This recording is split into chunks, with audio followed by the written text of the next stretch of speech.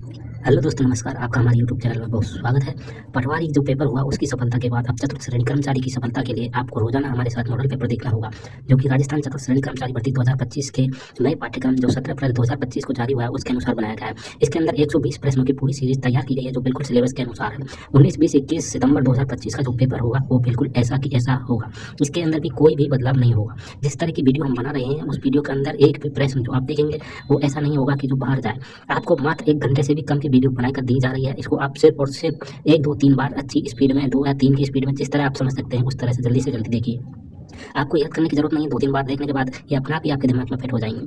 तो इस वीडियो को देखने के लिए आप हमारे चैनल पे लगातार जुड़े रहिए और हमारे चैनल को सब्सक्राइब नहीं किया है तो सब्सक्राइब ज़रूर कर लें, जिससे आने वाली वीडियो की जानकारी आपको तुरंत मिलती रहेगी।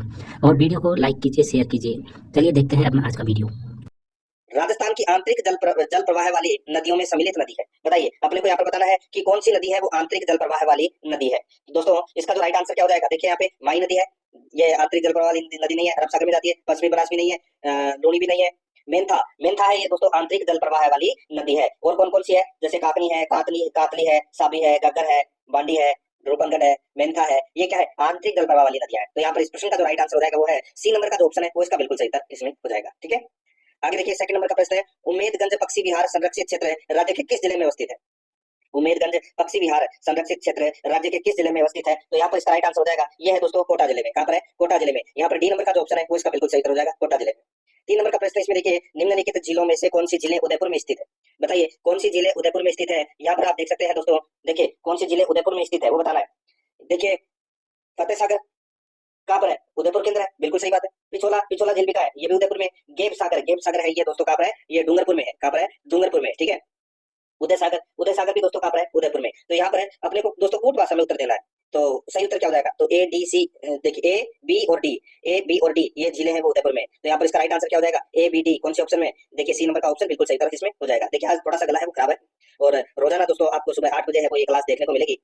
आज गला खराब होने की वजह से थोड़ा सा लेट शुरू किया गया है। यहाँ पर देखिए 4 नंबर का प्रश्न है, राजस्थान के पाली जिले के दक्षिणी भाग को किस उपनाम से जाना जाता है। बताइए पाली जिले को किस उपनाम से जाना जाता है। दोस्तों इसका राइट आंसर हो जाएगा वो है गोडवाड़। गोडवाड़ प्रदेश के नाम से जाना जाता है दोस्तों पाली को। यहाँ पर इसमें डी नंबर का ऑप्शन बिल्कुल सही उत्तर हो जाएगा। आगे देखिए 5 नंबर का प्रश्न है, निम्नलिखित में से पश्चिमी मरुस्थलीय प्रदेश में अरब सागरीय मानसून से वर्षा नहीं होने का उत्तरदायी कारण नहीं है। निम्नलिखित में से पश्चिमी मरुस्थलीय प्रदेश में अरब सागरीय मानसून से वर्षा नहीं होने का उत्तरदायी कारण कौन सा नहीं है। दोस्तों उत्तरदायी कारण कौन सा नहीं है, देखिए अरावली की दिक स्थिति, यानी कि अरावली का वर्षा के समानांतर होना। ठीक है, और यानी कि मानसून के समानांतर होना, महाद्वीपता। ठीक है, ये भी कारण है। यहाँ पे देखिए अरावली का वृष्टि छाया प्रदेश, ये अपना इसमें क्या हो जाएगा, राइट आंसर हो जाएगा, क्योंकि ये वर्षा नहीं होने का उत्तरदायी कारण नहीं है। तो यहाँ पर इसका राइट आंसर क्या हो जाएगा, सी नंबर का ऑप्शन बिल्कुल सही। नेक्स्ट 6 नंबर का प्रश्न इसमें देखिए, राजस्थान में शीतकाल में वर्षा करने वाले विक्षोभों की उत्पत्ति होती है। शीतकाल में वर्षा करने वाले विक्षोभों की उत्पत्ति कहाँ से होती है, ये होती है दोस्तों भूमध्य सागर से। यहाँ पर सी नंबर का ऑप्शन बिल्कुल सही उत्तर हो जाएगा। और शीतकाल के अंदर जो वर्षा होती है उसको मावठ कहते हैं, और जो शीतकाल में जो वर्षा होती है, ठीक है, वो गेहूं की फसल के लिए दोस्तों लाभदायक है। यहाँ पर इसका right answer C number option सही। 7 नंबर का प्रश्न इसमें देखिए, निम्नलिखित नदियों में से कौन सी नदियां बंगाल की खाड़ी के अपवाह स्वरूप का निर्माण करती है। निम्नलिखित नदियों में से कौन सी नदियां बंगाल की खाड़ी के अपवाह स्वरूप का निर्माण करती है। इसका राइट आंसर क्या हो जाएगा, वो है दोस्तों यहाँ पे चंबल, पार्वती, बाणगंगा। तो यहाँ पे इसका राइट आंसर हो जाएगा वो है उपयुक्त सभी। यहाँ पर डी नंबर का जो ऑप्शन है वो इसका बिल्कुल सही उत्तर इसमें हो जाएगा।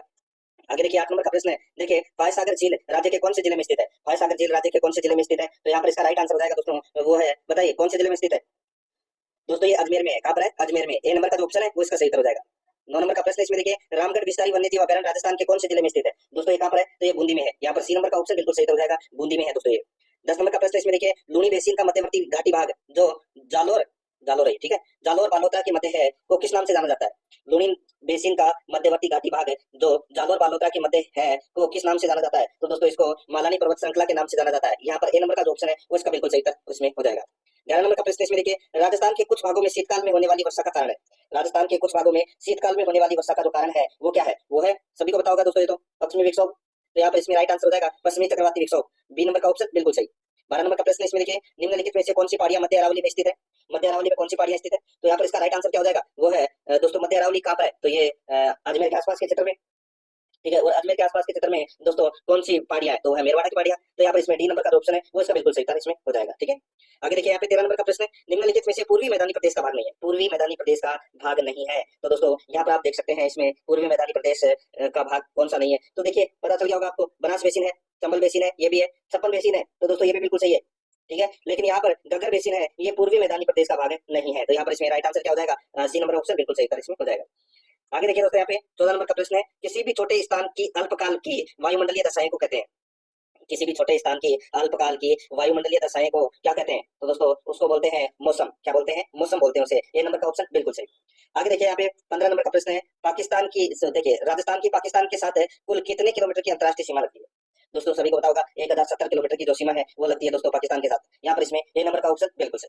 नेक्स्ट आगे देखिए यहाँ पे 16 नंबर का प्रश्न है, भीखाबाई सागवाड़ा परियोजना किस नदी पर है। भीखाबाई सागवाड़ा परियोजना कौन सी नदी पर है, तो दोस्तों इसका राइट आंसर हो जाएगा वो है, ये माही नदी पर है। कहाँ पर है, माही नदी पर है और ये डूंगरपुर में है। तो यहाँ पर इसका राइट आंसर हो जाएगा ए नंबर ऑप्शन सही।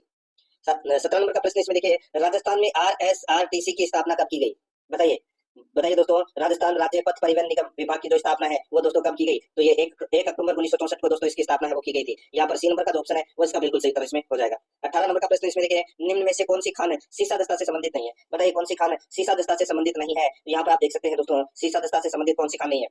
देखिए यहाँ पर रामपुरान गुच्छा, चौथ का बरवाड़ा और गुड्डा के सोरीदास, ये तीनों जो खाने हैं वो शीशे दस्ते की है, ठीक है।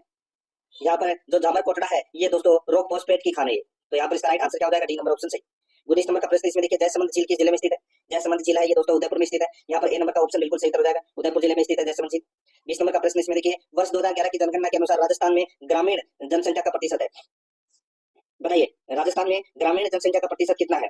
तो इसका राइट आंसर हो जाएगा वो है 75.10%, ठीक है। इसमें राइट आंसर क्या हो जाएगा, सी नंबर ऑप्शन बिल्कुल सही। और 24.9 है वो शहरी प्रतिशत है। तो यहाँ पर इसमें सी नंबर ऑप्शन सही।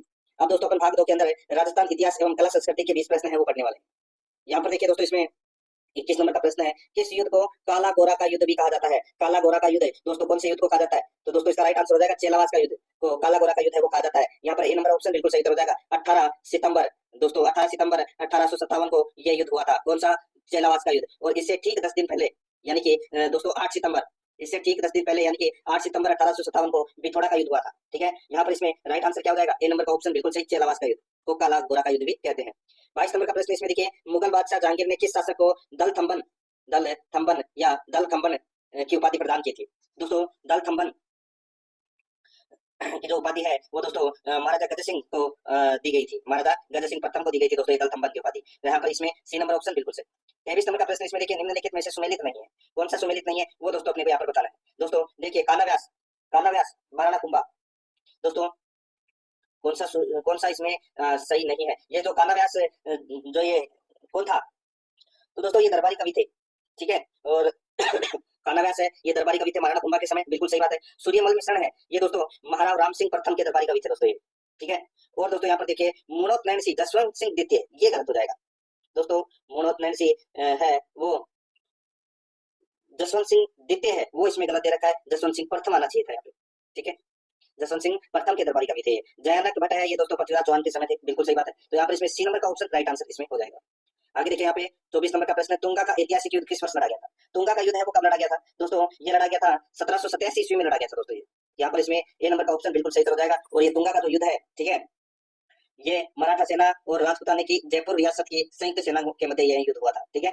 यानी कि एक तरफ तो जयपुर और जोधपुर की संयुक्त सेना थी और एक तरफ मराठा की सेना थी, ठीक है। 1787 ईस्वी में यह युद्ध हुआ था। तो यहाँ पर इसका राइट आंसर क्या हो जाएगा, ए नंबर ऑप्शन बिल्कुल सही। आगे देखिए यहाँ पे दोस्तों, बरबंद का अभिलेख जो जहांगीर के शासनकाल का है वो राज्य के कौन से जिले से प्राप्त किया गया है। बरबंद का अभिलेख है दोस्तों, ये कहाँ से प्राप्त हुआ है, तो ये प्राप्त हुआ है दोस्तों भरतपुर जिले से। कहाँ से, भरतपुर जिले से। यहाँ पर इसमें बी नंबर ऑप्शन सही था। 26 नंबर का प्रश्न इसमें देखिए, चीरवा का अभिलेख कहाँ से प्राप्त हुआ है। चीरवा का जो अभिलेख है वो कहाँ से प्राप्त हुआ है, तो दोस्तों ये प्राप्त हुआ है उदयपुर से। कहाँ से, उदयपुर से प्राप्त हुआ है चीरवा का अभिलेख। यहाँ पर बी नंबर का जो ऑप्शन है वो इसका बिल्कुल सही उत्तर इसमें हो जाएगा। आगे देखिए यहाँ पे 27 नंबर का प्रश्न है, राजपूतों को शकों की सीथियन शाखा से संबंधित माना है। राजपूतों को शकों की सीथियन शाखा से संबंधित माना है। तो यहाँ पर इसका राइट आंसर क्या हो जाएगा, वो है दोस्तों इसमें colonel James Tod. Colonel James Tod ने राजपूतों को शकों की सीथियन शाखा से संबंधित माना है। तो यहाँ पर इसमें राइट आंसर क्या हो जाएगा, ए नंबर का ऑप्शन बिल्कुल सही। 28 नंबर का प्रश्न इसमें देखिए, गुर्जर प्रतिहार शासकों में प्रथम पितृहंता शासक कौन था। गुर्जर प्रतिहार शासकों में प्रथम पितृहंता शासक है वो कौन था। इसका राइट आंसर हो जाएगा दोस्तों वो था मिहिर भोज। कौन था, मिहिर भोज। मिहिर भोज ने अपने पिता रामभद्र की हत्या कर दी थी। यहाँ पर इसमें सी नंबर का ऑप्शन बिल्कुल सही। 29 नंबर का प्रश्न इसमें देखिए, जालोर के चौहान वंश की स्थापना किसके द्वारा की गई। जालोर के चौहान वंश की जो स्थापना है वो किसके द्वारा की गई, तो यहाँ पर इसका राइट आंसर हो जाएगा वो है दोस्तों कीर्तिपाल के द्वारा की गई दोस्तों। कब दोस्तों, 1181 ईस्वी में। ये भी आपको इसमें याद रखना है। यहाँ पर बी नंबर का ऑप्शन बिल्कुल सही। 30 नंबर का प्रश्न इसमें देखिए, एकीकरण के प्रथम चरण में मत्स्य संघ में शामिल किए गए क्षेत्र थे। एकीकरण के प्रथम चरण में मत्स्य संघ में शामिल किए गए क्षेत्र थे। तो दोस्तों इसका जो राइट आंसर हो जाएगा वो थे दोस्तों, बताइए कौन, ABCD, यानी कि अलवर, भरतपुर, धौलपुर, करौली। ठीक है, तो यहाँ पर इसमें सी नंबर ऑप्शन बिल्कुल सही। आगे देखिए 31 नंबर का प्रश्न है, विश्व का एकमात्र वृक्ष मेला किस स्थान पर आयोजित होता है? तो दोस्तों ये कहाँ पर आयोजित होता है? ये तो सभी को पता होगा, खेजड़ली मेला। और ये भाद्रपद शुक्ल दशमी को ये मेला है वो लगता है कहाँ पर? जोधपुर, खेजड़ली जोधपुर में लगता है। यहाँ पर बी नंबर का ऑप्शन सही उत्तर। 32 नंबर का प्रश्न इसमें देखिए, दो बांसुरियों को जोड़कर बनाया जाने वाला यंत्र क्या कहलाता है? दो बांसुरियों को जोड़कर बनाया जाने वाला यंत्र है वो क्या कहलाता है? वो कहलाता है दोस्तों अलगोजा। यहाँ पर ए नंबर का ऑप्शन बिल्कुल सही, अलगोजा। 33 नंबर का प्रश्न इसमें देखिए, निम्नलिखित में से कौन सा गीत विवाह के अवसर पर नहीं गाया जाता है? कौन सा गीत है विवाह के अवसर पर नहीं गाया जाता है? तो यहाँ पर इसका राइट आंसर क्या हो जाएगा? वो है दोस्तों यहाँ पे पीपली। यहाँ पर सी नंबर का ऑप्शन बिल्कुल सही हो जाएगा, पीपली। 34 नंबर का प्रश्न इसमें देखिए, सुमेलित कीजिए। सुमेलित कीजिए दोस्तों, एक तरफ मेला है तो दूसरी तरफ है शहर के नाम दे रखे हैं, यानी कि कौन सा मेला कहाँ बढ़ता है? कपिल मुनि का जो मेला है वो कोलायत बीकानेर में बढ़ता है दोस्तों। कहाँ पर बढ़ता है? कोलायत बीकानेर में। ठीक है। ग्रीष्म महोत्सव है ये दोस्तों माउंट आबू सिरोही में ये ग्रीष्म महोत्सव है वो मनाया जाता है माउंट आबू सिरोही में। सालासर बालाजी का जो मेला है वो चूरू में बढ़ता है और बरतई का मेला है वो दोस्तों अलवर में बढ़ता है। तो यहाँ पर इस क्वेश्चन का जो राइट आंसर क्या हो जाएगा वो है 3 2 1 4। 3 2 1 4 कौन से ऑप्शन में है? तो यहाँ पर आप देख सकते हैं बी नंबर का जो ऑप्शन है वो इसका बिल्कुल सही हो जाएगा, 3 2 1 4। 35 नंबर का प्रश्न इसमें देखिए, कीलियो बोरियो नृत्य का आयोजन कब होता है? बताइए दोस्तों, यहाँ पे जो कीलियो बोरियो नृत्य का आयोजन कब होता है? तो दोस्तों यह आयोजन होता है जमाई के प्रथम बार ससुराल आगमन पर। यहाँ पर ए नंबर का ऑप्शन बिल्कुल सही हो जाएगा। 36 नंबर का प्रश्न इसमें देखिए, निम्नलिखित में से कौन सा आभूषण नाक का नहीं है? बताइए कौन सा आभूषण नाक का नहीं है? तो यहाँ पर इसका राइट आंसर हो जाएगा, देखिए यहाँ पे फीणी, खीवन और बेसरी, ये तीनों आभूषण है वो दोस्तों किसके हैं? नाक के। लाखिणी है ये दोस्तों नाक का आभूषण नहीं है, ये कलाई का आभूषण है, कलाई पर पहना जाता है ये लाखिणी। यहाँ पर इसमें सी नंबर का ऑप्शन बिल्कुल सही। 37 नंबर का प्रश्न इसमें देखिए, बाबा रामदेव जी का जन्म कब हुआ था? दोस्तों बाबा रामदेव जी का जन्म है वो कहाँ पर हुआ था? ये जन्म हुआ था दोस्तों कुंडू कश्मीर में इनका जन्म हुआ था। ठीक है, शिव, जहाँ से रविंद्र सिंह बाटी है। ठीक है, शिव तहसील बाड़मेर से। तो यहाँ पर इसका right answer A number option से। 38 नंबर का प्रश्न है, किस संप्रदाय के साधु अग्नि नृत्य के लिए प्रसिद्ध है? तो ये तो सभी को पता होगा दोस्तों, जसनाती संप्रदाय की जो प्रमुख विशेषता है वो अग्नि नृत्य है। यहाँ पर इसका right answer A number option बिल्कुल सही। 39 नंबर का प्रश्न इसमें देखिए, जंबेश्वर मेला आयोजित होता है। जंबेश्वर मेला आयोजित होता है तो दोस्तों ये मेला है ये जंबेश्वर मेला है ये दोस्तों आयोजित होता है, ये बीकानेर में आयोजित होता है। ठीक है, और ये कब आयोजित होता है दोस्तों? ये 2 बार फाल्गुन में और अश्विन अमावस्या को दोस्तों ये मेला लगता है।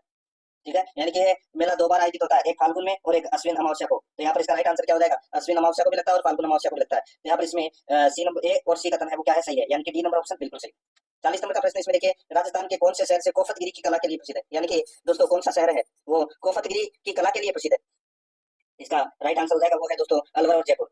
अलवर और जयपुर शहर है ये कोफतगिरी की कला के लिए प्रसिद्ध है। यहाँ पर इसमें सी नंबर का ऑप्शन बिल्कुल सही हो जाएगा। अब दोस्तों अपन भारतीय संविधान से संबंधित 5 प्रश्न पढ़ेंगे भाग 3 के अंदर सिलेबस के अकॉर्डिंग। ठीक है, एक एक चीज है वो अपन सिलेबस के अकॉर्डिंग लेके चल रहे हैं दोस्तों। यहाँ पे दोस्तों यहाँ पर देखिए, इसमें अपने को कूट भाषा में उत्तर देना है। ठीक है, 41 नंबर प्रश्न का कूट भाषा में उत्तर देना है और यहाँ पर 2 कथन दे रखे हैं, सही कथन बताना है। देखिए, संविधान सभा के संदर्भ में निम्नलिखित कथनों पर विचार कीजिए। संविधान सभा के संदर्भ में निम्नलिखित कथनों पर क्या करना है? विचार करना है। ठीक है, यहाँ पर देखिए कथन देखिए, पहला, भारतीय कांग्रेस ने पहली बार वर्ष 1935 में भारत के संविधान निर्माण के लिए आधिकारिक रूप से संविधान सभा के गठन की मांग की। बिल्कुल सही बात है दोस्तों। बी नंबर का देखिए, 22 जनवरी 1947 को उद्देश्य प्रस्ताव को सर्वसम्मति से स्वीकार किया गया। तो दोस्तों ये भी इसमें क्या है? बिल्कुल सही है। उपयुक्त कथनों में से कौन सा कथन सही है? तो दोस्तों इसमें दोनों के दोनों कथन है वो क्या है? सही है। तो यहाँ पर इसका राइट आंसर क्या हो जाएगा? सी नंबर का ऑप्शन बिल्कुल सही। ए और बी दोनों कथन इसमें क्या है? सही है।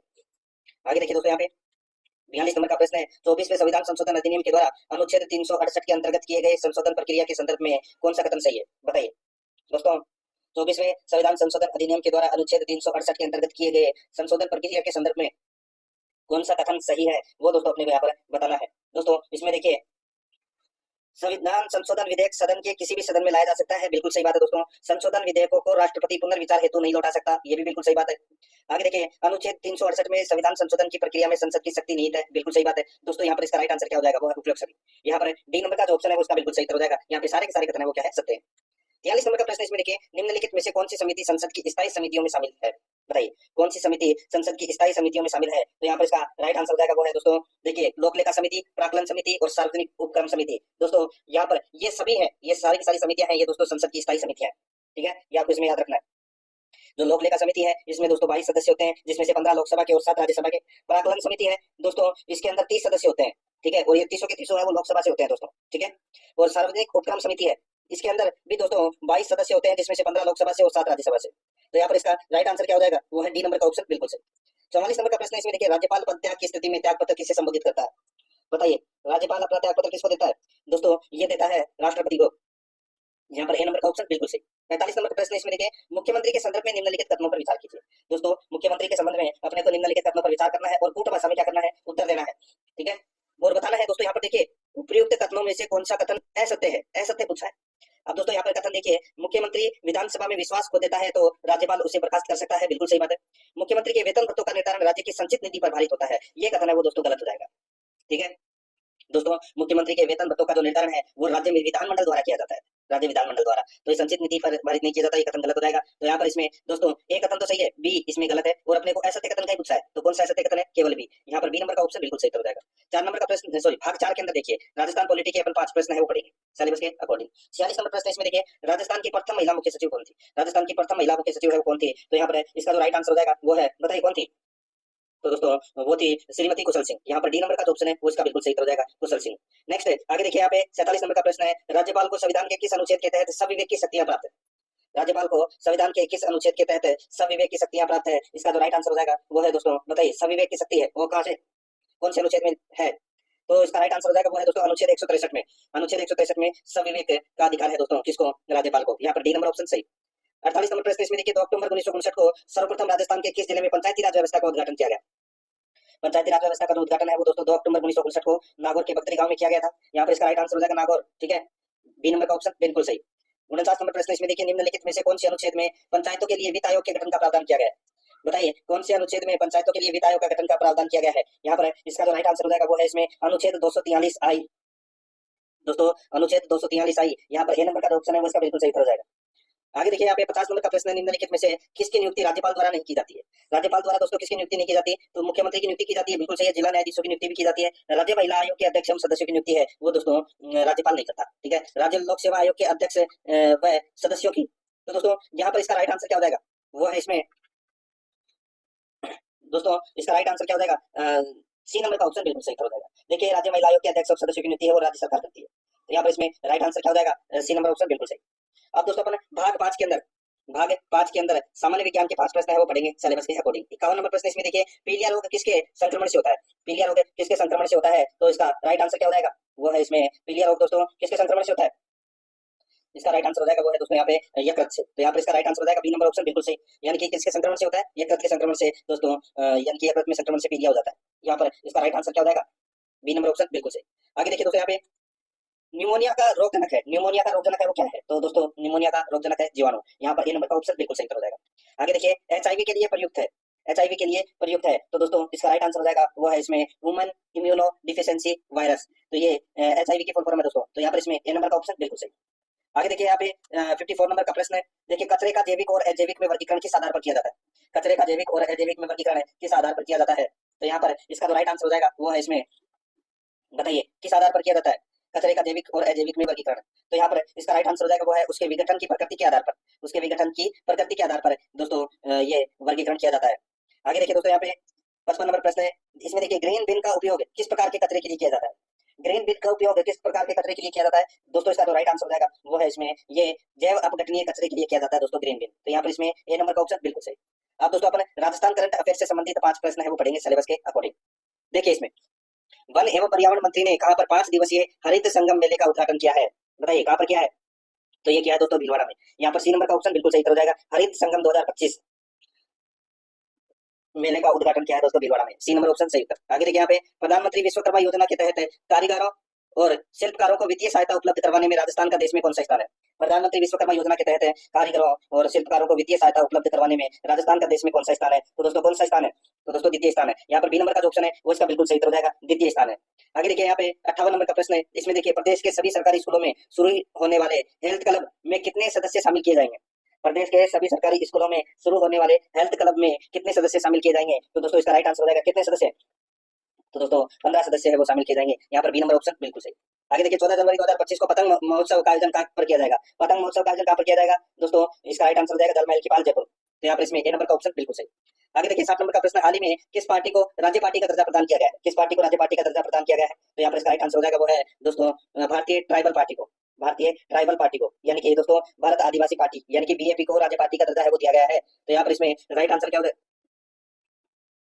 जाएगा, भारत आदिवासी पार्टी, ठीक है, भारत ट्राइबल नहीं, भारत आदिवासी पार्टी, यहाँ पर है भारत आदिवासी पार्टी, भारतीय देखिए भारतीय ट्राइबल पार्टी और भारत आदिवासी पार्टी, तो ए नंबर ऑप्शन राइट आंसर हो जाएगा दोस्तों, भारत आदिवासी पार्टी यानी कि बीएपी को राज्य पार्टी का दर्जा है वो दिया गया है, क्योंकि दोस्तों राजस्थान में एक सांसद है और 4 क्या है विधायक है। इसका राइट आंसर क्या हो जाएगा? ए नंबर का ऑप्शन बिल्कुल सही। देखिए 7 करंट अफेयर से संबंधित 5 प्रश्न पढ़ेंगे और ये करंट अफेयर के प्रश्न है वो भारत और विश्व के करंट अफेयर के प्रश्न होंगे। देखिए यहाँ पे 61 नंबर का प्रश्न है। हाल ही में डॉक्टर राजगोपाल चिदम्बरम का निधन हो गया, वह किस क्षेत्र से संबंधित है? दोस्तों वो वैज्ञानिक थे दोस्तों, बी नंबर का ऑप्शन बिल्कुल सही, वैज्ञानिक थे। ठीक है, आगे देखिए यहाँ पे पीएम मोदी ने ग्रामीण भारत महोत्सव 2025 का उद्घाटन कहाँ पर किया? तो बताइए कहाँ पर किया? तो इसका राइट आंसर हो जाएगा वो है नई दिल्ली में। यहाँ पर सी नंबर का ऑप्शन बिल्कुल सही, नई दिल्ली में। आगे देखिए डेटा प्रोटेक्शन एक्ट 2023 के नियम अनुसार कितने वर्ष से छोटे बच्चों को सोशल मीडिया पर अकाउंट खोलने के लिए पेरेंट्स की सहमति अनिवार्य की गई है?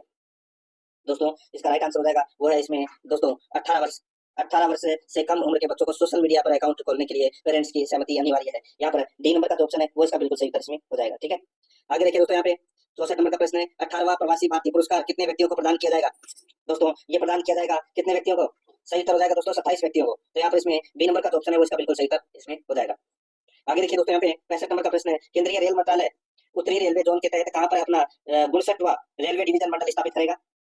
तो दोस्तों 59वां रेलवे डिवीजन मंडल है ये कहाँ पर स्थापित करेगा? तो ये जम्मू में। तो यहाँ पर इसका राइट आंसर हो जाएगा सी नंबर ऑप्शन बिल्कुल सही, जम्मू में। अब दोस्तों अपन सिलेबस के अकॉर्डिंग 5 प्रश्न है वो भाग 8 के अंदर कंप्यूटर से संबंधित 5 प्रश्न पढ़ रहे हैं। देखिए यहाँ पे 66 नंबर का प्रश्न है। डिजिटल घड़ी निम्नलिखित में से किसका उदाहरण है? डिजिटल घड़ी है वो किसका उदाहरण है? तो दोस्तों ये डिजिटल कंप्यूटर का उदाहरण है। यहाँ पर इसमें बी नंबर का जो ऑप्शन है वो इसका बिल्कुल सही उत्तर इसमें हो जाएगा। नेक्स्ट आगे देखिए दोस्तों यहाँ पे 67 नंबर का प्रश्न है। कौन एक सेंट्रल कंप्यूटर जो बहुत से कंप्यूटर्स वर्क स्टेशन और अन्य कंप्यूटरों के लिए प्रोग्राम्स का कनेक्शन रखता है?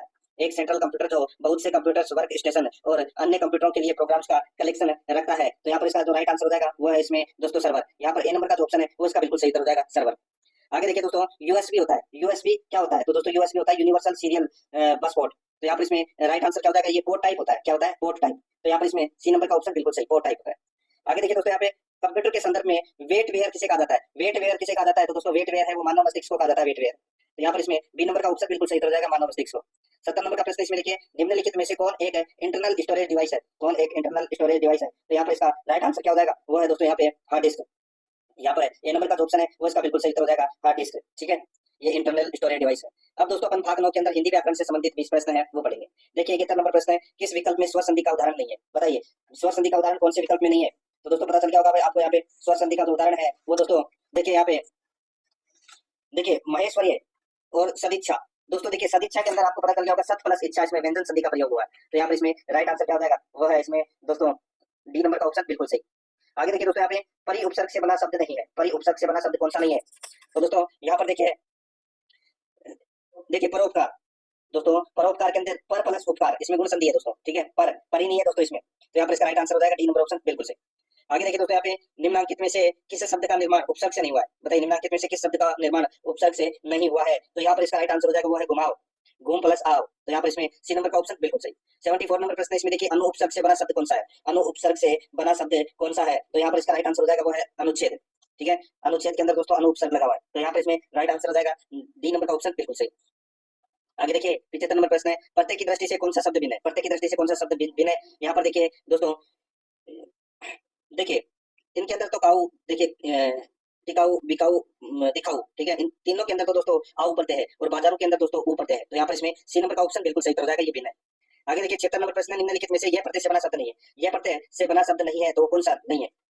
यहाँ पर देखिए आदित्य में है। ठीक है, यानी कि अदिति प्लस ये माधुर्य के अंदर दोस्तों मधुर प्लस ये और दाम्पत्य के अंदर दंपत्ति प्लस ये। यहाँ पर देखिए अतिथि तो इसमें ए प्रत्यय है, अतिथि प्लस ए। तो यहाँ पर इसका राइट आंसर क्या हो जाएगा? बी नंबर ऑप्शन बिल्कुल सही। आगे देखिए तत्सम शब्द किस विकल्प में नहीं है? तत्सम शब्द कौन से विकल्प में नहीं है? तो यहाँ पर इसका राइट आंसर हो जाएगा वो है इसमें इतवार। इतवार इसका राइट आंसर हो जाएगा दोस्तों, इतवार है ये तत्व शब्द है। ठीक है, तो यहाँ पर इसका राइट आंसर क्या हो जाएगा? बी नंबर ऑप्शन बिल्कुल सही। आगे देखिए दोस्तों यहाँ पे निम्नलिखित में से भाववाचक संज्ञा नहीं है। भाववाचक संज्ञा है वो कौन सी नहीं है? तो यहाँ पर इसका राइट आंसर हो जाएगा दोस्तों देखिए केरल है वो व्यक्तिवाचक संज्ञा है। ठीक है, क्योंकि ये स्थान का नाम है। तो यहाँ पर इसमें ए नंबर ऑप्शन सही। आगे देखिए निम्नलिखित में से अन्य पुरुषवाचक सर्वनाम का उदाहरण नहीं है। अन्य पुरुषवाचक सर्वनाम का उदाहरण नहीं है। तो यहाँ पर इसका राइट आंसर हो जाएगा वो है तुम। तुम है ये मध्यम पुरुषवाचक सर्वनाम का उदाहरण है। यहाँ पर सी नंबर ऑप्शन बिल्कुल सही। 80 नंबर प्रश्न इसमें देखिए निम्नलिखित में से विशेषण शब्द नहीं है। निम्नलिखित में से विशेषण शब्द नहीं है। तो दोस्तों यहाँ पर देख सकते हैं बहुत बहुत है वो दोस्तों विशेषण शब्द नहीं है। तो ये क्या है? ये परिमाणवाचक है। ठीक है, तो यहाँ पर इसमें राइट आंसर क्या हो जाएगा? डी नंबर का ऑप्शन बिल्कुल सही। 81 नंबर का प्रश्न इसमें देखिए मैंने उस मकान को बेच डाला। मैंने उस मकान को बेच डाला। तो दोस्तों यहाँ पर रेखांकित पद में कारक है। तो दोस्तों यहाँ पर कारक बताना है, तो कौन सा कारक है वो बताना है। दोस्तों इसमें रेखांकित के अंदर मैं आपको बताऊं तो इसमें देखिए इसमें रेखांकित उस मकान को कर लेना। उस मकान को कर लेना। ठीक है, तो यहाँ पर उस मकान में दोस्तों रेखांकित पद में कारक है, तो यहाँ पर इसमें राइट आंसर क्या हो जाएगा बताइए। तो को विभक्ति चिन्ह का प्रयोग किया गया है। ठीक है, तो यहाँ पर को किस में आता है, कर्ता ने क्रम को, तो इसमें क्रम कारक है, तो यहाँ पर इसमें right answer B number option हो जाएगा।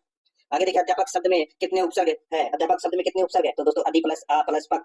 ठीक है, तो इसमें दोस्तों अधि और आ दो उपसर्ग लगे हुए हैं, यहाँ पर सी नंबर का ऑप्शन सही उत्तर। नेक्स्ट आगे देखिए मोचा शब्द किसका पर्यायवाची है, मोचा शब्द किसका पर्यायवाची है, तो दोस्तों ये केला का पर्यायवाची है दोस्तों, सी नंबर ऑप्शन सही। 84 नंबर प्रश्न है, एक के शब्द का उचित विलोम है, एक के शब्द का उचित विलोम है वो क्या है, तो वो है अनेके, यहाँ पर डी नंबर ऑप्शन बिल्कुल सही अनेके। आगे देखिए विषयासक्त शब्द में संधि है, विषयासक्त शब्द में कौन सी संधि है, तो दोस्तों विषय प्लस आसक्त, इसमें दीर्घ स्वर संधि है दोस्तों, राइट आंसर इसमें डी नंबर ऑप्शन हो जाएगा। आगे देखिए निम्न में से गुण स्वर संधि का उदाहरण नहीं है, गुण स्वर संधि का उदाहरण कौन सा नहीं है, तो दोस्तों देखिए योगेंद्र, योगेंद्र के अंदर दोस्तों दीर्घ स्वर संधि है।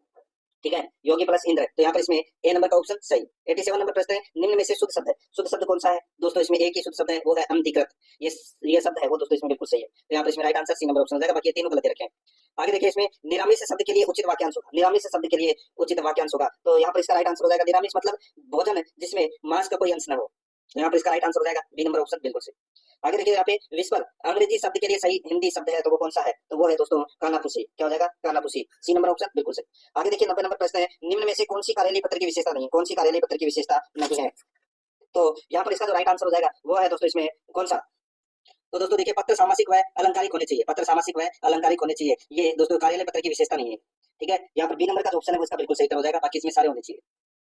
अब दोस्तों अपने इंग्लिश ग्रामर से संबंधित 15 प्रश्न है वो सिलेबस के अकॉर्डिंग पढ़ेंगे। यहाँ पर देखिए चूज द करेक्ट टेंस, दोस्तों करेक्ट टेंस का प्रयोग करते हुए अपने को खालिस्तान भरना है। यहाँ पर देखिए वाइल आई द फोन रंग, तो दोस्तों यहाँ पे फोन रंग का मतलब क्या हो जाएगा, दोस्तों देखिए इसमें वाइल आई, ठीक है, द फोन रंग, तो इसमें दोस्तों पास्ट कंटिन्यूअस टेंस का प्रयोग होगा, वाज स्टडीइंग प्रयोग होगा दोस्तों। ठीक है, तो यहाँ पर इसका फोन रंग है तो ये पास्ट एक्शन दिखा रहा है यहाँ पे, तो इसका राइट आंसर हो जाएगा दोस्तों वाज स्टडीइंग, पास्ट कंटिन्यूअस आएगा, तो यहाँ पर इसमें ए नंबर का ऑप्शन बिल्कुल सही। आगे देखिए यहाँ पे कंप्लीट द सेंटेंस, खालिस्तान बनना है दोस्तों, देखिए अनलेस यू वांट सक्सीड, तो दोस्तों यहाँ पर इसका राइट आंसर क्या हो जाएगा, वो है देखिए unless you try you won't succeed, तो यहाँ पर इसमें ए नंबर ऑप्शन बिल्कुल सही हो जाएगा। आगे देखिए दोस्तों यहाँ पे 93 नंबर प्रश्न है, identify the correct option, the police arrested the thief, the police arrested the thief, तो यहाँ पर इसका राइट आंसर हो जाएगा the thief was arrested by the police, यहाँ पर इसमें ए नंबर का जो ऑप्शन है वो इसका बिल्कुल सही हो जाएगा। ठीक है, आगे देखिए दोस्तों यहाँ पे 94 नंबर का प्रश्न है, filling with passive voice, filling with passive voice, इसमें देखिए the letter by the postman, the letter by the postman, तो यहाँ पर इसका राइट आंसर हो जाएगा वो है इसमें देखिए the letter by the postman, तो यहाँ पे वाज डिलीवर्ड आएगा, वाज डिलीवर्ड, यहाँ पर इसमें बी नंबर का जो ऑप्शन है वो इसका सही हो जाएगा। आगे देखिए यहाँ पे filling the fill in with indirect speech, इसमें देखिए she said I देखिए she said I will finish it tomorrow, तो दोस्तों यहाँ पर क्या आएगा, तो दोस्तों यहाँ पर इसका सही उत्तर हो जाएगा वो है दोस्तों she said that she would finish it tomorrow, तो यहाँ पर ये इनडायरेक्ट स्पीच बनेगा दोस्तों, इसका ए नंबर ऑप्शन सही उत्तर। आगे देखिए यहाँ पे select the correct indirect form, यहाँ पर देखिए he said to me don't touch that, he said to me don't touch that, तो यहाँ पर इसका राइट आंसर हो जाएगा वो है he told me not to touch that, तो यहाँ पर ए नंबर का ऑप्शन बिल्कुल सही हो जाएगा। 97 नंबर प्रश्न, इसमें देखिए ट्रांसफॉर्म टू एक्सक्लेमेटरी, यहाँ पर देखिए she is a brilliant singer, she is a brilliant singer, तो यहाँ पर इसका राइट आंसर हो जाएगा वो है दोस्तों इसमें दोस्तों what a brilliant singer she is, तो यहाँ पर इसमें ए नंबर का ऑप्शन बिल्कुल सही हो जाएगा। 98 नंबर प्रश्न, इसमें देखिए चेंज टू इंट्रोगेटिव, तो इसमें देखिए we have won the match, we have won the match, तो यहाँ पर इसका राइट आंसर हो जाएगा वो है have we won the match, तो यहाँ पर इसमें ए नंबर का ऑप्शन बिल्कुल सही इसमें हो जाएगा। आगे देखिए 99 नंबर प्रश्न है, select the correct option, select the correct option, तो दोस्तों यहाँ पर देखिए if I was you I would apologise, तो दोस्तों यहाँ पर इसका राइट आंसर क्या हो जाएगा वो है if I were you I would apologise, तो यहाँ पर अपने इसमें ए नंबर ऑप्शन सही था। 100 नंबर प्रश्न, इसमें देखिए आर्टिकल का प्रयोग करना है खालिस्तान में, he is a best player in the team, तो यहाँ पर इसका सही उत्तर हो जाएगा वो है द आएगा, ठीक है, द बेस्ट प्लेयर, तो यहाँ पर सी नंबर ऑप्शन बिल्कुल सही। आगे देखिए दोस्तों यहाँ पे चूज द करेक्ट डिटरमिनर का प्रयोग करना है दोस्तों खालिस्तान में, देखिए there isn't milk in the fridge, तो यहाँ पर इसका जो सही उत्तर हो जाएगा वो है दोस्तों इसमें एनी मिल्क आएगा दोस्तों इसमें, यहाँ पर बी नंबर ऑप्शन बिल्कुल सही, देखिए नेगेटिव सेंस में है ये इसलिए नहीं आएगा।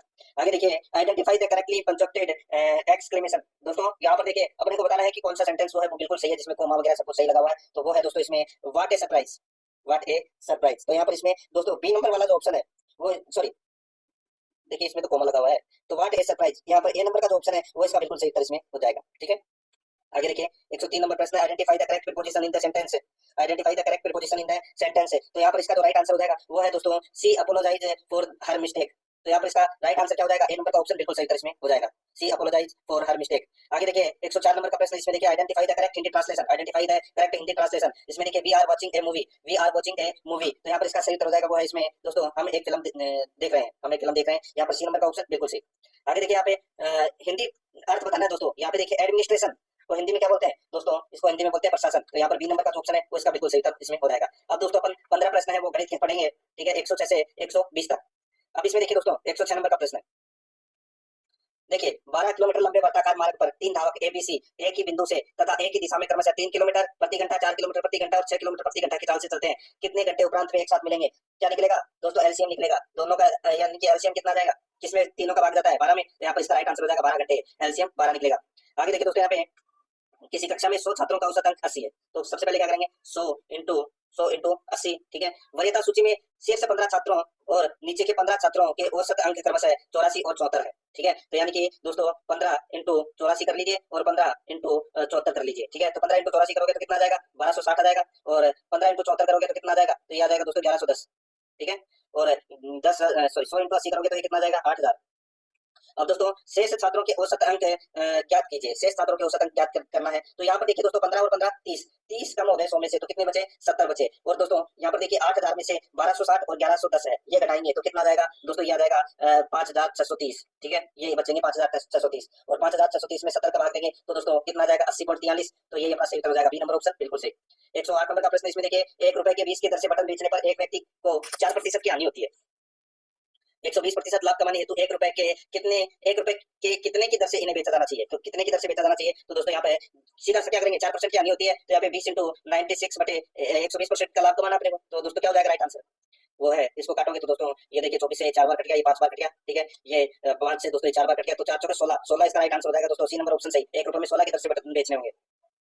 आगे देखिए एक व्यक्ति द्वारा वस्तु को 1300 रुपए में बेचने पर 20% की हानि होती है। 1300 रुपए में बेचने पर क्या होगा? 20% की हानि होती है, तो दोस्तों यहाँ पे 1300 इंटू हानि होती है, तो 60% लाभ कमाने के लिए उस वस्तु को कितने रुपए में बेचा जाना चाहिए? यानी कि दोस्तों 160 बटे 20% की हानि हो रही है, तो ये 80, ठीक है। बस तो देखिए यहाँ पे ये कितनी बार कटा? 2 बार। 1300 इंटू 2 कितना हो जाएगा? 2600, तो यहाँ पर इसमें सही उत्तर हो जाएगा ये 2600, ए नंबर ऑप्शन सही। 110 नंबर प्रश्न है, एक कार्यालय में 72% कर्मचारी चाय पीते हैं।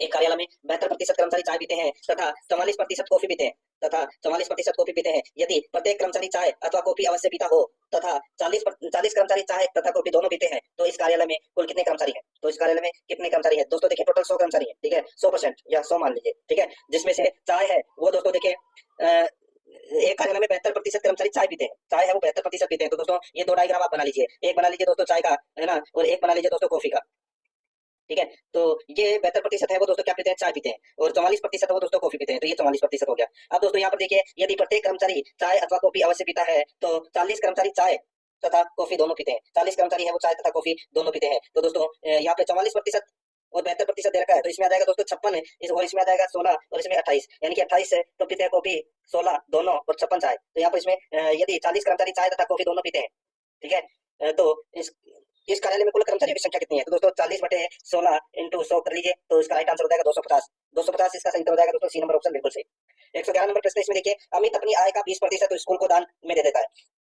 अमित अपनी आय का 20% स्कूल को दान में दे देता है तथा शेष का 20% अपने बैंक में जमा कर देता है, शेष का 20% अपने बैंक में जमा कर देता है, ठीक है।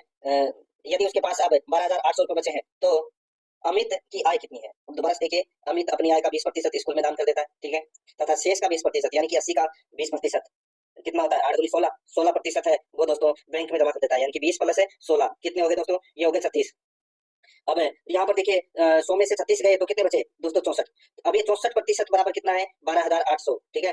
तो यहाँ पे दोस्तों 1% निकाल लीजिए इसका, ठीक है। 1% आप निकालोगे तो दोस्तों कितना आ जाएगा दोस्तों? 64 में 128 बटे 64, 1% निकाल लीजिए दोस्तों, तो ये कितना हो गया? 200, ठीक है। 1% 200 है, तो दोस्तों 100% कितना होगा? 20,000, तो यहाँ पर इसमें बी नंबर का ऑप्शन बिल्कुल सही। आगे देखिए 6.25% वार्षिक ब्याज की दर से 5,000 रुपए की राशि का 5 फरवरी 2017 से 19 अप्रैल 2017 तक का साधारण ब्याज है वो ज्ञात कीजिए। दोस्तों दर है वो 6.25 दे रखी है, राशि 5,000 की दे रखी है, तो दोस्तों 5 फरवरी 2017 से 19 अप्रैल 2017 तक दोस्तों टोटल 73 दिन हो रहे हैं, ठीक है। 73 दिन को दोस्तों अपन ऐसे लिख सकते हैं 73 बटे 365, ठीक है। 73 सही 3 यानी कि 73 बटे 365 लिख सकते हैं। अब दोस्तों मूलधन आपके पास में दे रखा है, समय दे रखा है, बस वही साधारण ब्याज का सूत्र लगा दीजिए। मूलधन कितना है? 5,000 इंटू दर कितनी है? 6.25, समय कितना है 73/365 और ये इंटू 100। ठीक है, बस इसको काट लीजिए। इसको आप काटोगे तो दोस्तों इसका राइट आंसर आ जाएगा 62.50। यहाँ पर ए नंबर ऑप्शन बिल्कुल सही उत्तर हो जाएगा।